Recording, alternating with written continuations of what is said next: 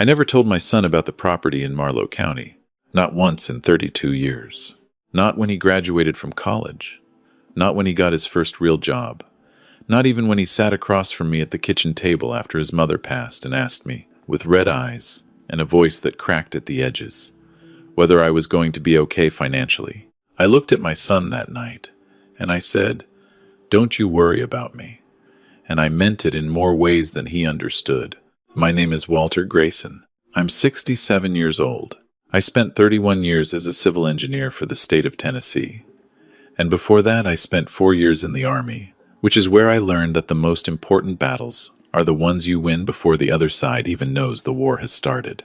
My wife, Eleanor, understood that better than anyone. She was a high school English teacher for 26 years. People who met her at church or at neighborhood cookouts always said she was the warm one, the gentle one, the one who remembered every birthday and kept a tin of homemade shortbread on the counter for anyone who came through the door. All of that was true.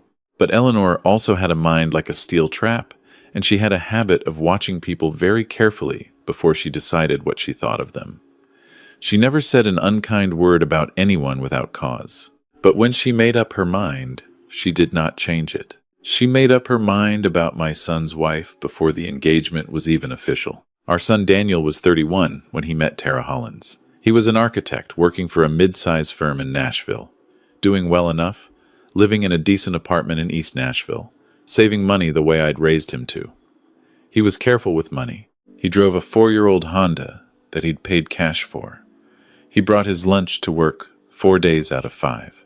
I was proud of how he'd turned out.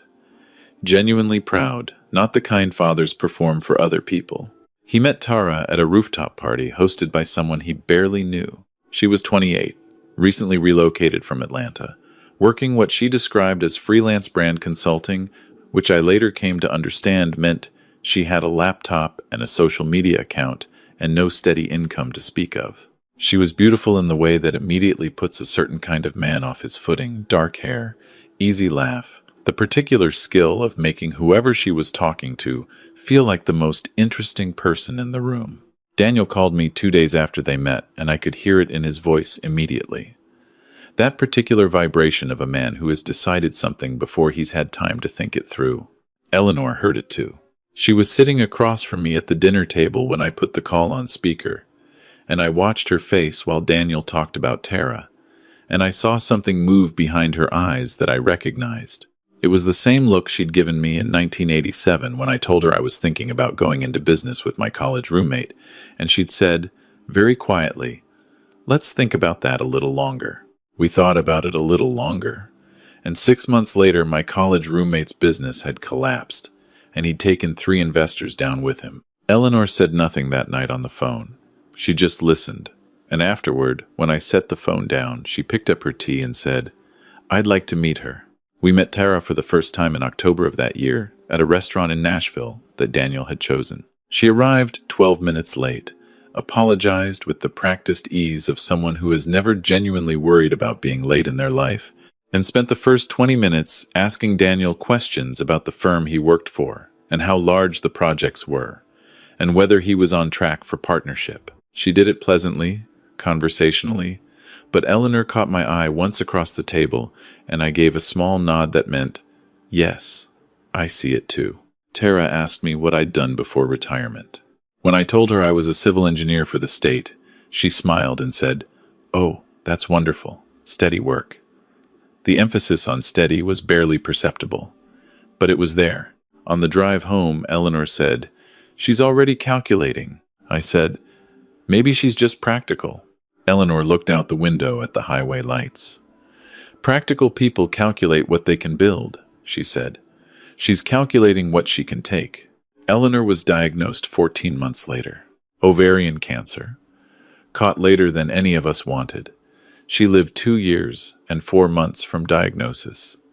In that time, she did 3 things that I didn't fully understand until much later. She asked me to take her to see Harold Kemp, who had been our attorney for 20 years, on 3 separate occasions without Daniel knowing. She asked me to pull out every document we'd accumulated over 35 years of marriage deeds, account statements, insurance policies, investment records, and go through them with her at the kitchen table on a series of Sunday afternoons. And she asked me, in the last real conversation we had, when she was still herself, to promise her that I would not tell Daniel about the Valley property until I was certain, absolutely certain, that the time was right. I promised her. The property in Marlow County was 46 acres of land in a river valley about 2 hours east of Nashville, up in the hills near the Cumberland Plateau. Eleanor's father had bought it in 1968 for almost nothing. He'd intended to retire there, build a small house, grow a garden. He died in 1991 before he ever broke ground. The land passed to Eleanor, and Eleanor held it for years, paying the property taxes quietly, visiting it once or twice a year to walk the perimeter and stand at the edge of the creek that ran through the lower field. She never talked about it much. It was hers in a private way, connected to her father and her childhood, and something she didn't need to explain to anyone. When the diagnosis came, she and Harold Kemp put the property into a revocable living trust. The trust named Daniel as sole beneficiary. There was language in the trust documents that was precise and deliberate about what constituted marital property and what did not. Harold had done this many times before, and he was thorough. The property was effectively invisible to any future claim from a spouse existing or future against Daniel's assets. It had been Eleanor's inheritance, and it had been structured accordingly. I was the trustee. Eleanor died on a Tuesday morning in March, with Daniel and me on either side of her. She had been unconscious for 2 days by then. When it was over, Daniel put his head down on the side of the bed and cried in a way I hadn't heard since he was a small boy, and I sat very still and put my hand on his back and thought about how much she had loved him and how much work she had quietly done so that love would outlast her. Daniel and Tara got engaged 8 months after Eleanor passed. I won't pretend the timing didn't concern me. Daniel was grieving, and Tara had become very present in that grief, always available, always attentive, very good at occupying the space that loss creates in a person. I understood what was happening, and I said nothing because Eleanor had told me once, early in the illness, that warning a man away from a woman he loves is the surest way to make him run toward her. What I did do was call Harold Kemp. The prenuptial agreement Harold drafted was not punitive. It was fair and clear. It protected Daniel's assets acquired before the marriage and any assets he might inherit. And it specified that in the event of divorce, within the first 10 years, Tara would be entitled to a percentage of jointly acquired assets, only nothing that predated the marriage, nothing that came through inheritance or gift. Harold put it plainly, this is boilerplate in a lot of states for second marriages. For a first marriage with an asset disparity, it's just prudent. I told Daniel I wanted him to have a prenup. I expected resistance. What I got was a long silence on the phone, and then, "Dad, she's going to think I don't trust her." I said, "The purpose of a prenup isn't distrust. It's clarity. It protects her too, if things go wrong." Daniel said he'd think about it. 3 weeks later, he called back and said Tara had signed it. He said she'd been totally cool about it, which should have been a relief, but was instead, to me, slightly more unsettling. In my experience, people who are entirely relaxed about signing away potential financial claims have either already decided the document is unenforceable or have already identified other angles they haven't closed yet. The wedding was in June. It was held at a venue outside Nashville that I will describe as significantly beyond what the occasion required. Tara had a vision, Daniel had told me, and the vision cost approximately $94,000. I will let that number sit there for a moment. $94,000 for a one-day event. There were flowers that had been flown in from somewhere. There was a band and a DJ, apparently simultaneously. There was a photo booth, a dessert bar, a late-night taco station, and a videographer whose sole job was to follow Tara around and capture her reactions to things. Daniel paid for about a third of it from savings. I contributed what I had agreed to contribute, which was a figure significantly below a third. Tara's parents contributed nothing, a fact Daniel mentioned only once, briefly, and then never again. I danced with my son at his wedding and tried to be present in it. I shook hands with people I didn't know. I watched Tara move through the room, and noticed how she worked at the right word for every person, the careful attention to whoever seemed most worth attending to. She was very good at it. I'll give her that. What I noticed most, though, was a small moment late in the evening. I was standing near the bar with a glass of water when I saw Tara in conversation with a woman I didn't recognize. Tara was talking, and at some point she tilted her head and said something that made the other woman's eyes go wide with interest. Then Tara laughed and touched the woman's arm and glanced, briefly and deliberately, toward where Daniel was standing across the room. It was a fraction of a second. But it was the look of someone filing information, not enjoying a moment. I thought, Eleanor was right. The first year of the marriage was mostly quiet from my perspective. Daniel seemed happy enough, or at least busy enough that happy and busy were indistinguishable. They had moved into a house in a suburb south of Nashville, a house that was, once again, at the outer edge of what Daniel could comfortably afford on his salary, with a mortgage payment that I knew from a conversation with him left very little room for saving. Tara was not working. The freelance brand consulting had not materialized into anything consistent. She was taking a break to focus on settling in, which became exploring some new directions, which, after about 8 months, seemed to have settled into a steady state of not working at all. This was a topic Daniel did not raise with me directly, but I could hear it in the slight flatness that came into his voice when I asked how things were going. The particular flatness of a man who has made a decision he can no longer openly question. I visited them twice that year. The house was nice. Tara had decorated it with the kind of careful, aspirational style that costs more than it looks like it costs.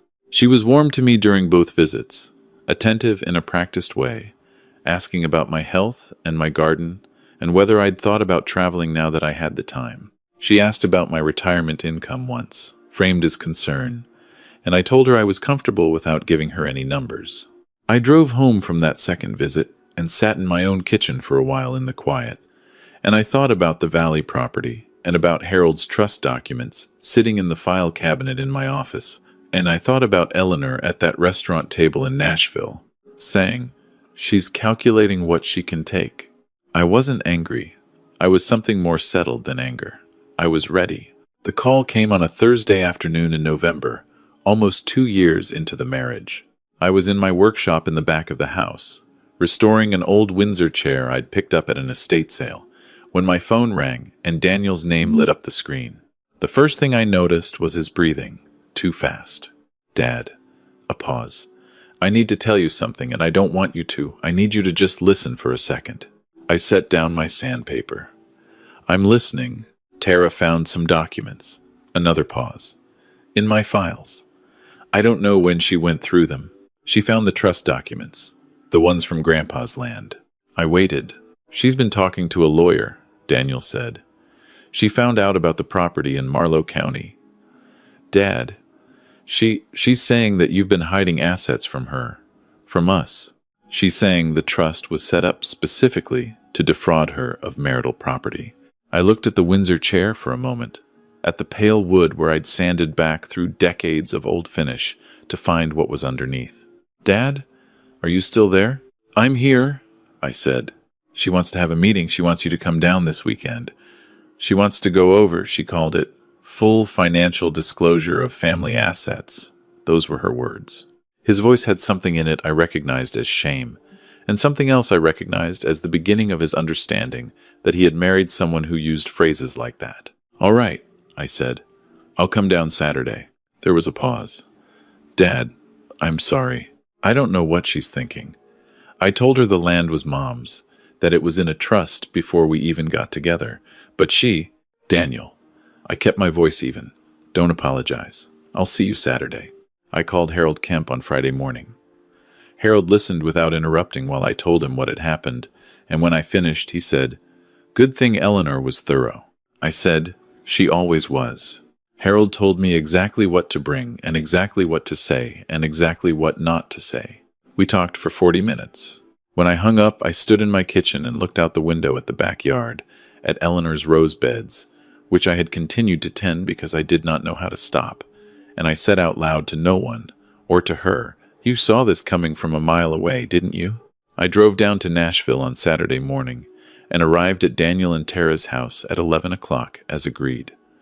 Daniel opened the door. He looked tired in a specific way, not from lack of sleep, but from the kind of sustained internal tension that wears down a person's face from the inside out. He was 33 years old, and for a moment in that doorway, he looked older. He hugged me. I held on for a second longer than usual. Tara was in the living room. She had set up the coffee table with what appeared to be printed documents and a legal pad with notes on it. She was dressed carefully, not casually, which told me she had thought about this conversation as a performance. She greeted me with a warmth that was approximately 2 degrees cooler than her usual warmth, which is to say, she greeted me with something that was trying to look like warmth. "Walter," she said, "thank you for coming down. I know this is a difficult conversation." I sat in the armchair across from the sofa. Daniel sat beside Tara. I noticed he was sitting slightly away from her, not touching, the way people sit when they've been arguing and haven't resolved it. "It doesn't have to be difficult," I said, "but I'd like to understand your concern." Tara had a way of tilting her head when she was about to say something she'd rehearsed. She did it now. "Walter, I think you know that Daniel and I are a family, and families don't keep secrets from each other." She let that land for a moment. I found the trust documents for the Marlow County property.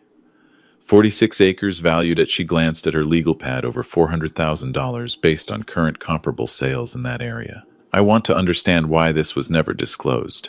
I let the quiet sit for a count of 5. Old habit. Eleanor used to say I weaponized silence, and I never denied it. "That property belonged to Eleanor's father," I said. "Eleanor inherited it in 1991. Before Eleanor passed, she placed it in irrevocable trust.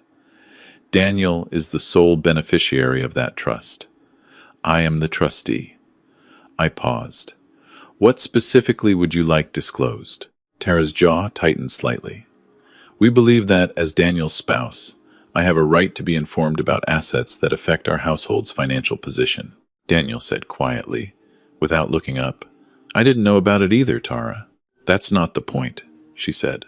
"The point, I said, gently but clearly, "is that this property is Eleanor's inheritance, structured as an inherited asset in a trust that predates your marriage by several years. Under Tennessee law, inherited assets held in trust are generally not considered marital property. Harold Kemp drafted the trust. He is available to answer any legal questions you or your attorney might have." Tara looked at me for a moment. Something moved behind her eyes. I recognized it as recalculation.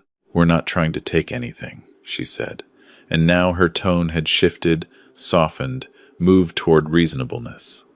"We just feel that as a family we should be transparent about financial matters, especially when we're planning our future together." "I agree completely," I said, "which is why I want to be very transparent with you right now." I set my hands on my knees. "This property is in trust for Daniel. It has been since before you and he were together. It is not marital property. It cannot be claimed as marital property, and it will pass to Daniel as structured when the trust is dissolved, which will happen when I determine the time is right. Your name will not appear on it at any point. That is not a secret. That is simply how it is." The room was very quiet. Daniel was looking at the floor. Tara looked at me with an expression I had not seen from her before, the one underneath all the other ones. It was not warm.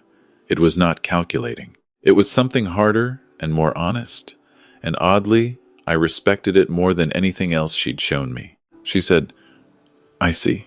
She said it the way people say things when they mean the opposite, when they mean, "This conversation isn't over." She was right. It wasn't. The weeks after that Saturday were a particular kind of difficult that I will not minimize.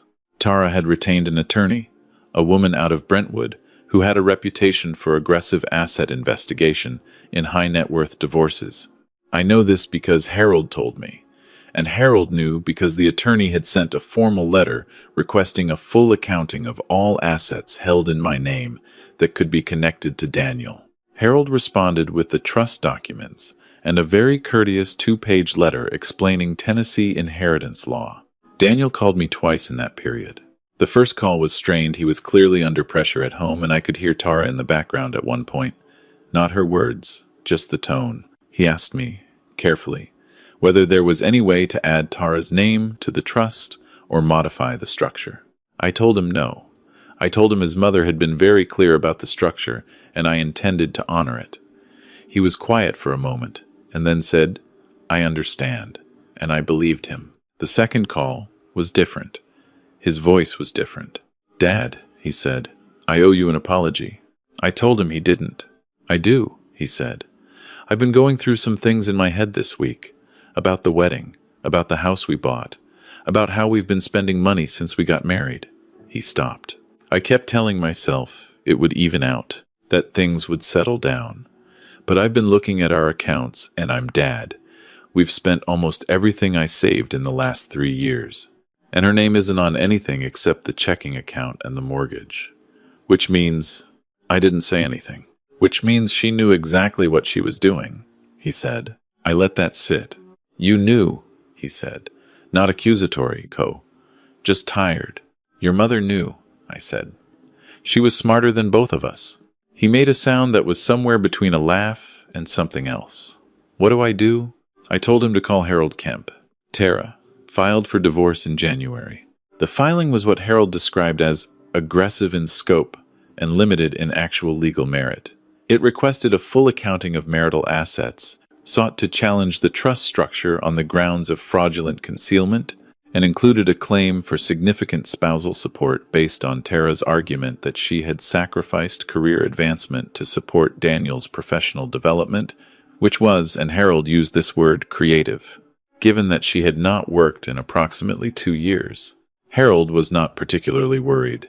He had seen this pattern before. The challenge to the trust was the centerpiece of Tara's attorney's strategy, and it was the piece most likely to fail, because Eleanor had been so careful and Harold had been so thorough. The trust predated the marriage.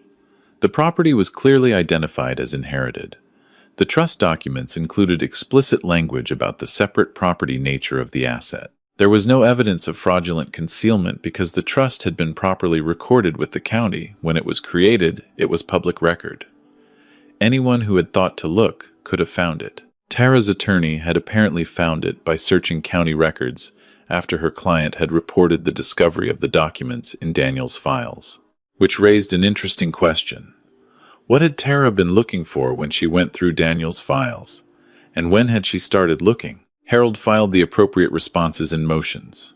I prepared the financial disclosures Harold asked for. I sat at my kitchen table on 3 consecutive Sunday evenings and went through documents the same way Eleanor and I had done together in this same kitchen in the last months of her life, and I thought about what she had understood about the future that I had only partially understood. She had not just been protecting the asset. She had been protecting Daniel from the particular harm that comes to a person when they believe they have been loved and then discover they have been appraised. The mediation was scheduled for a Wednesday in late March. Harold and I drove down together. He walked me through the likely sequence of events on the way and told me what to expect from Tara's attorney's approach. We sat in a conference room on the 14th floor of an office building in downtown Nashville. Tara was across the table with her attorney. Daniel was beside me with Harold.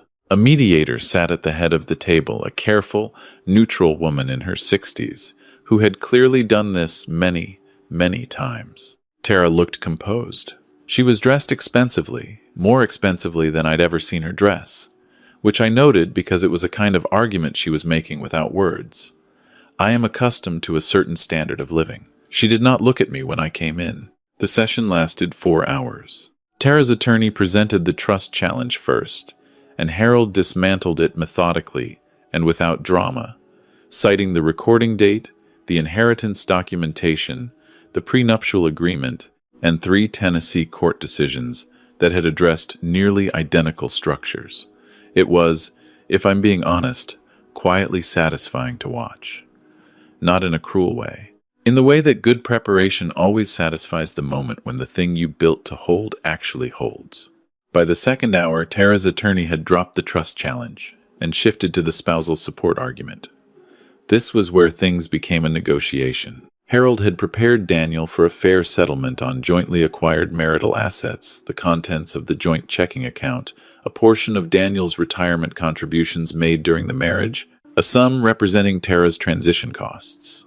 It was a number that Harold described as reasonable, and Daniel described as expensive, and I described as the cost of the lesson. At some point in the third hour, I watched Tara's expression change.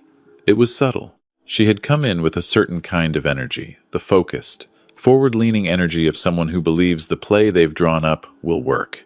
And over the course of the morning, that energy had shifted into something that was harder to name. Not defeat, exactly. Something more like the recognition that the structure she'd been planning against had been built by someone smarter than her and built a long time ago. She looked at me once, briefly, in the third hour. I met her eyes. I didn't look away, and I didn't make my face say anything. I just let her see that I was there and that I had been prepared. She looked away first. The settlement was reached in the fourth hour. Tara received what was fair and nothing that wasn't. The trust remained intact, entirely untouched. The prenup held. Daniel's professional assets, his firm equity, his savings predating the marriage, none of it went anywhere. We walked out of the building into a gray March afternoon. Daniel and I stood on the sidewalk while Harold hailed a cab. The city moved around us the way cities do, indifferent and continuous. Daniel said, "She never loved me, did she?" I thought about how to answer that. I thought about Eleanor and how she would have answered it with something true that was also kind, because she was better at that than I am. "I think she cared about you," I said. "I think she also cared a great deal about what your life could provide for her. And when she understood that the two things were separate, that caring about you didn't automatically come with access to everything she wanted, she chose the other thing." Daniel nodded. He was looking at the street. "Mom knew," he said again. "She watched Tara for about 45 minutes at a restaurant in Nashville," I said. "And yes, she knew." He made that sound again, the one that wasn't quite a laugh. "Why didn't she say anything?" I looked at Eleanor's son and thought about the long Sunday afternoons in the kitchen, the 3 visits to Harold's office, the conversation at the end when she'd made me promise. "She did say something," I said. "She just didn't say it to you." We drove back to my place because Daniel didn't want to go back to the house yet, to the half-packed boxes and the particular silence of a marriage that has ended. He stayed for dinner. I made what I make when I need to feed someone without thinking too hard. Roast chicken, roasted potatoes, the green beans Eleanor used to put up every summer from the garden, the last few jars of which I was working through slowly because I was not ready to replace them with store-bought. We ate at the kitchen table, the same table where Eleanor and I had spread out those documents, the same table where she'd said, watching Daniel's face light up when he talked about a woman she'd met once, "She's already calculating." After dinner, Daniel asked me about the property. Not to claim it, not to ask questions about the trust structure. He asked me what it was like. I told him.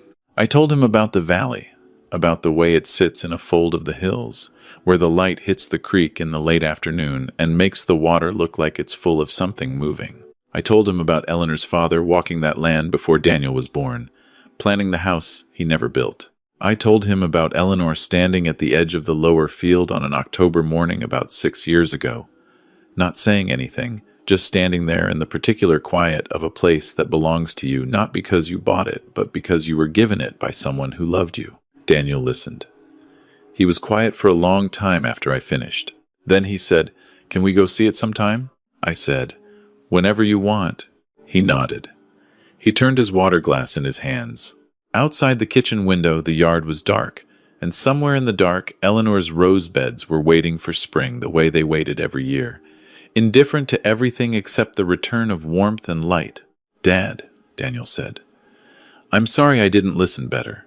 Back when you first told me about the prenup, and before that, I think I knew something was off, and I wanted to believe what I wanted to believe." I told him that was what it was to be human, that even people who are careful get their judgment compromised by the thing they want to be true, that his mother had been the most perceptive person I'd ever known, and even she had been wrong about people before she got good at it, and she'd gotten good at it by paying attention for a long time. "She paid attention to Tara," he said. "She paid attention to you," I said. Tara was incidental. Your mother was watching to understand what you were walking toward. He looked at me. And she built something to catch you, I said. If you walked off the edge. He didn't say anything for a moment. Then, quietly, the property, I said. The trust, the prenup I insisted on, Harold's careful language. All of it. I looked at my son across the table that Eleanor had chosen, in the house she had made a home. She started planning it before she was even diagnosed. I think she saw Tara, and she thought, if this goes wrong, Daniel needs to land somewhere solid. Daniel's eyes went bright for a second. He pressed his lips together. She always thought about the landing, he said. She always thought about the landing, I agreed. We sat together in the kitchen for another hour without needing to talk much. I made coffee. Daniel found the shortbread I'd started making it myself about a year after Eleanor passed, from her recipe card, because the house felt wrong without the tin on the counter. We ate it in the comfortable silence of people who have been through something hard together and come out of it without being broken. Before he left, Daniel stood in the front doorway for a moment and looked at me. The property, he said. The trust. When does it dissolve? When does it become mine? I considered that for a moment. When you're ready for it, I said. That was the arrangement. I'm the trustee. I decide the timing. He nodded slowly. And when will I be ready? I looked at my son, 33 years old, tired in the honest way, standing in the doorway of the house he'd grown up in, asking the right question for the first time. I think sooner than you'd expect, I said. He hugged me at the door. Longer than usual, the way he'd hugged me at his mother's funeral, holding on to something. After the taillights of his car disappeared down the street, I went back inside and stood in the kitchen for a while. The shortbread tin on the counter, the rose beds in the dark outside, the file cabinet in the office with Harold's trust documents in the third drawer. I thought about 46 acres of land in a river valley east of Nashville. I thought about a creek that caught the afternoon light. I thought about Eleanor's father walking the perimeter with his hands in his jacket pockets, imagining the house. I thought about Eleanor standing at the edge of the lower field in October, not saying anything. I thought about what she'd said to me in the kitchen, near the end, when she'd made me promise. She'd been sitting at this table with the documents spread around her, and she'd looked up at me with those clear, steady eyes, and she'd said, "The property isn't the gift, Walter. The protection is the gift. He'll understand the difference eventually." I understood it now. I think Daniel was beginning to. I turned off the kitchen light and went upstairs. Somewhere 2 hours east, in a valley I had not visited in almost a year, 46 acres of hills and creek and old hardwood trees were sitting in the dark, held carefully in place, waiting for spring the same as everything else. Patient and intact and entirely intact, the way Eleanor had intended, the way she'd built it to be.